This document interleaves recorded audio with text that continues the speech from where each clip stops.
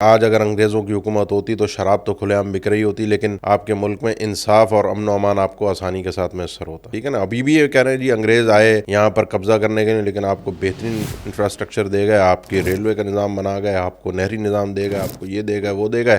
پھر مسلمان آئے اسلام کے نام پر اور انہوں نے سب چیزوں کو برباد کر کے رکھ دیا۔ اس پہ شیخ عبدالعزیز اس طرف ہی کہتے ہیں وہ مغربی ممالک نے عقل کو اپنا حاکم بنایا اور اس کو نافذ بھی کیا، اس لیے اس میں کچھ اچھائی بھی تھی برائی بھی ہے، تو اچھائی آپ نے نمایاں کر دی، ان کی برائیوں پہ پردہ ڈال دیا۔ ہمارے یہاں کیا ہوا، ہمارے یہاں اسلام کے نام پر آئے، اسلام کے نام پر ہم نے اپنی خواہشات، کرپشن، دھوکہ دہی، فراڈ اور اپنی عیاشی کو سہارا دیا، بدنام ہم نے اسلام کو کیا۔ اب یہ انتہائی کفریہ جملہ ہے، آپ انگریزوں کی حکومت یعنی غیر اللہ کے نظام کو اپنے اوپر تنفیذ کے لیے قبول کرنے کے لیے تیار ہیں، دنیا کی، ہاں، اور اس میں آپ قصوروار کس کو ٹھہرا رہے ہیں؟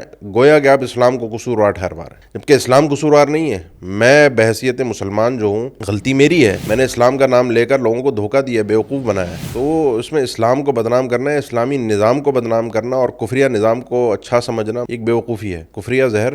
ہمارے اندر ایسے ان چیزوں کی خوبصورتی کو نمایاں کر کے داخل کر دیا جاتا ہے، اور ہم لاشعوری طور پر، میں نے بڑے اچھے مذہبی لوگوں کو، دیندار لوگوں کو یہ چیزیں شیئر کرتے ہوئے اور یہ چیزیں بتاتے پھیلاتے ہوئے دیکھا۔ مغرب زدہ مرعوبیت جو ہے اس کو سمجھنا ضروری ہے۔